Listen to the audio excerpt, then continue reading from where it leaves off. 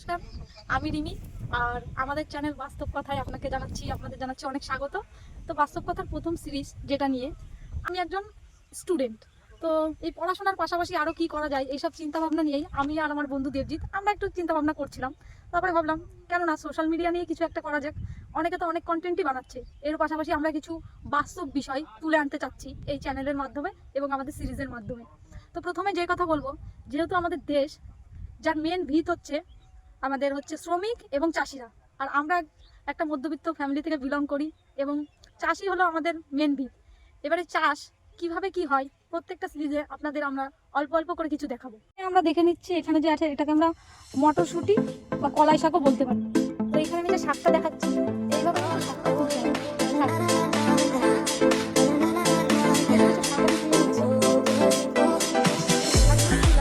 এরপরে এই শাকগুলোই কিন্তু বাজারে বিভিন্ন দরে বিক্রি হয়ে থাকে, 10 টাকা আটি, 20 টাকা আটি, এবং রান্নাও হয়ে থাকে। শাকের ঝোল, শাক ঘন্ট, নানানভাবে আমরা খেতে পারি।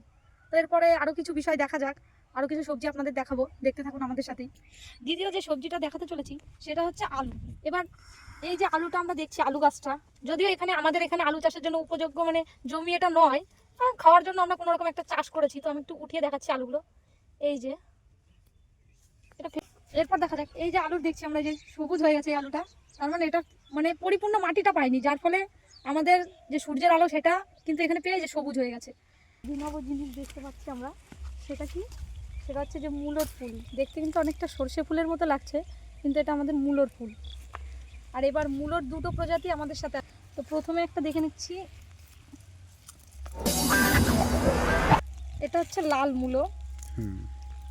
আগে আমরা দেখলাম লাল মূলোটা, এবার যে মূলোটা দেখছি সেটা হলো সাদা মূলো। বেশ কিছু রয়েছে, তার মধ্যে আমি একটা তুলে নিচ্ছি এখান থেকে আপনাদের দেখানোর সুবিধার্থে। এই যে সাদা মূলোটা কিন্তু বেশ সাইজে অনেকটাই বড়।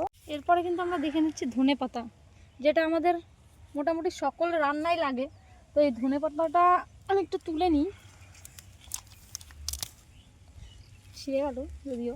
এই যে ধনেপাতা আমাদের নানান কাজে লাগে। এখানে কিন্তু যে আমি যে সবজিগুলো দেখালাম উইদাউট রাসায়নিক সার, এটা আমরা বলতে পারি, যেহেতু খাওয়ার জন্য, তো কোনো রাসায়নিক সার এখানে দেওয়া হয়নি, একেবারে ন্যাচারাল সবজি।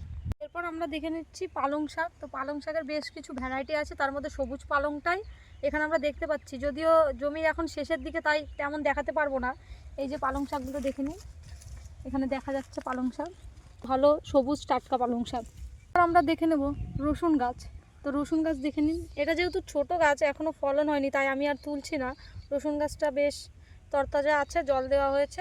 তো আজকের এই ভিডিওর মাধ্যমে আমরা বেশ কিছু সবজি দেখে নিলাম। প্রথমে মটর শাক, তারপরে আলু, ধনেপাতা, মূলোর দুটো প্রজাতি, তারপরে পালং শাক, নানান কিছু। ভিডিওগুলোর মাধ্যমে আমরা আপনাদের সামনে আমাদের চাষিদের যে বাস্তব চিত্র সেটা তুলে ধরার চেষ্টা করলাম। আশা করি আপনাদের ভালো লাগবে। আর যদি ভালো লাগে অবশ্যই একটা লাইক আর কমেন্ট করে দেবেন। আর সঙ্গে থাকুন, দেখতে থাকুন বাস্তব কথার সিরিজ।